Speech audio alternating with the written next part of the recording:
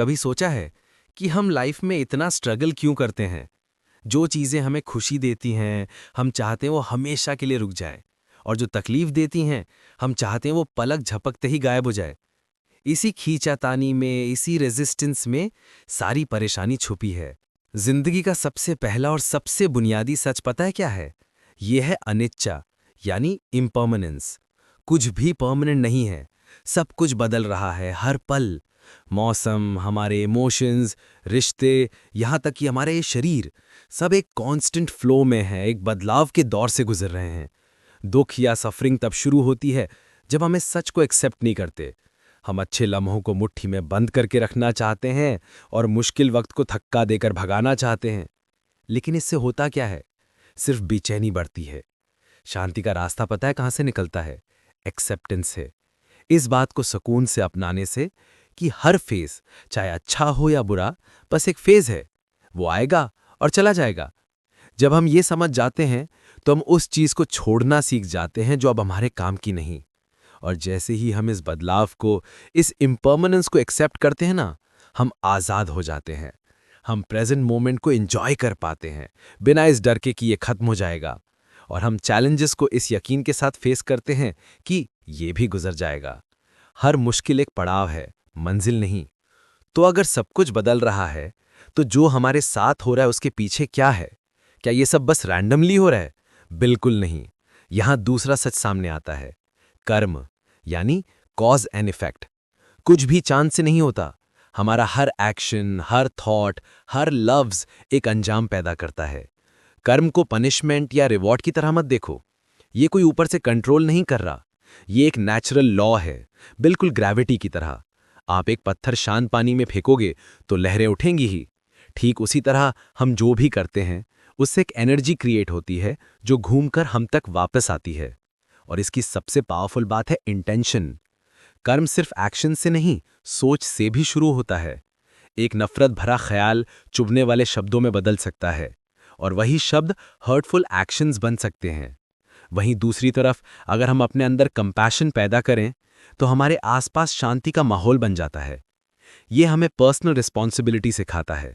जब हम समझ जाते हैं कि हमारी आज की सिचुएशन में हमारे पिछले एक्शंस का कितना बड़ा हाथ है, तो हम दूसरों को या हालात को ब्लेम करना बंद कर देते हैं। इसका मतलब गिल्ट में जीना नहीं है। इसका मतलब ये रियलाइज करना कि हमारे पास कितनी पावर है, अपनी लाइफ को बदलने की पावर, अपने एक्शंस और थॉट्स को बदलकर। एक सिंपल सा एनालॉजी है। अगर आप सेब के बीज बोएंगे तो सेब ही मिलेंगे, और अगर कांटे बोएंगे तो कांटे ही मिलेंगे। हमारी आज की लाइफ हमारे अनगिनत पिछले कर्मों का फल है, और हमारे आज के डिसीजंस हमारे फ्यूचर के बीज बो रहे हैं। माइंडफुलनेस की प्रैक्टिस हमें इन पैटर्न्स को देखने में हेल्प करती है। हम गुस्से में रिएक्ट करने के बजाय शांति से रिस्पॉन्ड करना सीखते हैं। लेकिन कई बार हम सब कुछ ठीक करते हैं, फिर भी दुख मिलता है। क्यों? शायद इसलिए क्योंकि हम अपनी खुशी को गलत जगह ढूंढ रहे हैं।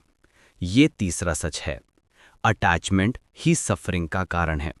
हम लोगों से, चीज़ों से, इमोशंस से, आइडियाज से चिपक जाते हैं। हम गलती से ये मान लेते हैं कि इन चीज़ों से हमें हमेशा के लिए खुशी मिलेगी। आपकी खुशी का रिमोट कंट्रोल किसके पास है? जब हम अटैच हो जाते हैं, तो हम ये रिमोट कंट्रोल बाहर की दुनिया को दे देते हैं। हम सोचते हैं कि उस स्पेसिफिक रिलेशनशिप के बिना या उस जॉब के बिना हम खुश नहीं हो सकते। जब हमारी शांति ऐसी चीज़ों पर डिपेंड करती है जिन्हें हम कंट्रोल नहीं कर सकते, तो सफरिंग तो होगी ही। तो क्या इसका मतलब है प्यार करना छोड़ दें, चीज़ों की वैल्यू करना छोड़ दें? नहीं। लेटिंग गो का मतलब ये नहीं है। इसका मतलब है पोजेस किए बिना एंजॉय करना, बिना ये डिमांड किए कि चीज़ें हमेशा ऐसी ही रहेंगी, प्रेजेंट में जीना। जब हम ये चिपकना, ये क्लिंगिंग छोड़ देते हैं, तो हमें असली आज़ादी मिलती है। हम प्रेजेंट को उस चिंता के बिना एंजॉय कर पाते हैं कि कल क्या होगा। और यहीं से शुरू होती है एक्सेप्टेंस की विजडम। जीवन जैसा है उसे वैसा ही स्वीकार करना, बिना फिजूल की लड़ाई के। एक्सेप्टेंस एक ऐसी स्टेट है जहां हम रियलिटी को बिना जज किए या रिजेक्ट किए देखते हैं। ये उस जिद को छोड़ देना है कि चीज़ें ऐसी नहीं वैसी होनी चाहिए। हम इसलिए सफ़र नहीं करते कि हमारे साथ क्या हुआ, हम इसलिए सफ़र करते हैं कि हम उसे कितना रेजिस्ट करते हैं। रेजिस्टेंस ही सफ़रिंग पैदा करता है, जबकि एक्सेप्टेंस हमें लाइफ के फ्लो के साथ शांति से बहने देता है। एक ज़ेन मास्टर की छोटी सी कहानी है। एक किसान था जिसके पास एक खूबसूरत घोड़ा था। गांव वाले बोले, वाह, तुम कितने लकी हो। किसान ने कहा, शायद। अगले दिन घोड़ा भाग गया। गांव वाले बोले, ओह, कितना बुरा हुआ। किसान ने फिर कहा, शायद। कुछ दिन बाद घोड़ा वापस आया और अपने साथ 12 जंगली घोड़े भी ले आया। गांव वाले बोले, तुम्हारी किस्मत तो कमाल की है। किसान ने शांति से कहा, शायद। फिर किसान का बेटा एक जंगली घोड़े को ट्रेन करते हुए गिर गया और उसकी टांग टूट गई। गांव वाले अफसोस करने लगे। किसान का जवाब वही था, शायद। कुछ हफ्तों बाद देश में जंग छिड़ गई और सेना ने गांव के सभी नौजवान लड़कों को जबरदस्ती भर्ती कर लिया। सिर्फ किसान के बेटे को छोड़ दिया क्योंकि उसकी टांग टूटी हुई थी। ये कहानी बताती है कि हम किसी भी घटना को उसी पल में अच्छा या बुरा लेबल नहीं कर सकते। लाइफ एक कांस्टेंट फ्लो है। थोड़ा टाइम गुजरने पर ही हमें आगे की बड़ी पिक्चर दिखती है। असली समझदारी इसी में है कि हम ये जानें कि हम क्या बदल सकते हैं और हमें क्या एक्सेप्ट करना होगा। अगर कोई चीज़ हमारे कंट्रोल से बाहर है तो उससे लड़ने से सिर्फ दुख ही मिलेगा। और हाँ, इसमें सेल्फ एक्सेप्टेंस भी शामिल है। हम जैसा सोचते हैं, जैसा दिखते हैं, जहां हैं, खुद को एक्सेप्ट करना। खुद से थोड़ी नरमी बरतना। तो क्या हो अगर आपकी सबसे बड़ी मुश्किल आपके लिए सबसे बड़ा गिफ्ट बन जाए? हर एडवर्सिटी में, हर मुश्किल में एक लेसन छुपा होता है, भले ही वो हमें उसी वक्त ना दिखे। लाइफ में कुछ भी बेमतलब नहीं है अगर हम उस सफरिंग को विजडम में बदल सकें। एक बटरफ्लाई को ककून से निकलने के लिए स्ट्रगल करना पड़ता है।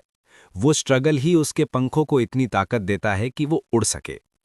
अगर कोई उसकी मदद कर दे और ककून काट दे तो बटरफ्लाई कभी उड़ ही नहीं पाएगी। बिल्कुल उसी तरह हमारी लाइफ की डिफ़िकल्टीज हमें वो क्वालिटीज़ डेवलप करने में हेल्प करती हैं जिनकी हमें आगे बढ़ने के लिए ज़रूरत है।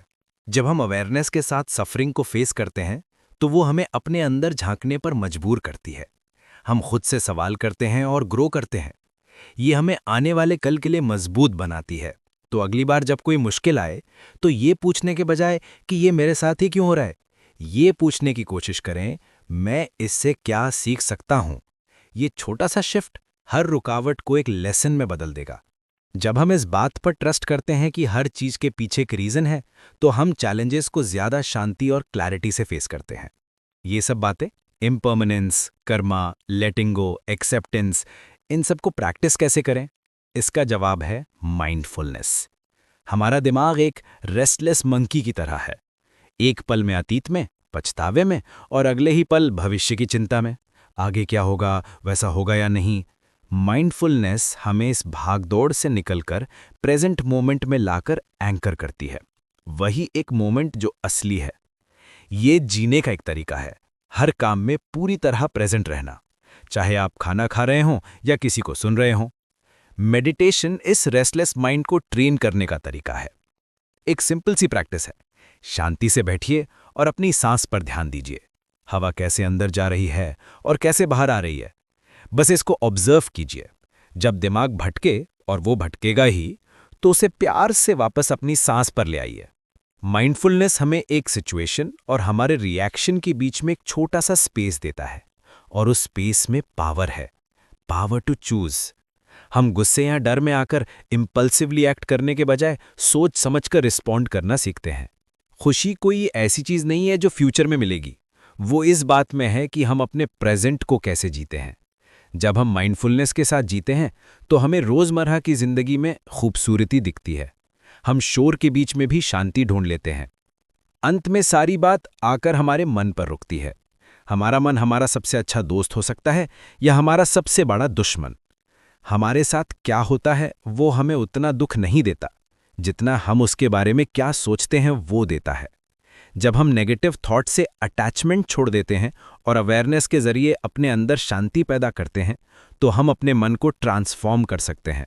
और जब मन बदलता है तो हमारी रियलिटी भी बदल जाती है। आपकी रियलिटी आपके थॉट्स का ही रिफ्लेक्शन है। तो आज आप कौन सी रियलिटी चूज कर रहे हैं?